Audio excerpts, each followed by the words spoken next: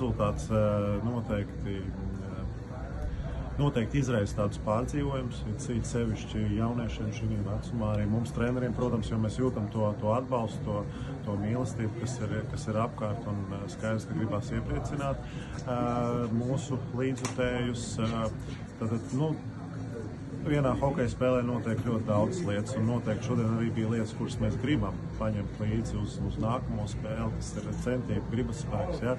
Tāpat ir kaut kādas lietas, kas mums būs jānotušē, un to mēs adresēsim spēlētājiem. Viņi ļoti labi, uzsūc informāciju, un noteikti mums vēl ir potenciāls, kur pielikt. Ja? Ja spēles detaļām noteikti bija mazākuma laiks šodien pa daudz, bet puikas arī pieradīs pie tā, kāda veida ir tiesāšana turnīrā. Ja? Tā kā no vienas spēles vienmēr var izlokīt gan lietiņas, kuras mēs noteikti gribam pārcelt uz nākamo spēli, gan attiecīgi noteikti rezultāts nav bijis par labu mums. Pretinieks tomēr ir atradis veidu, kur mums piespiest bišķiņu vairāk kļūdīties.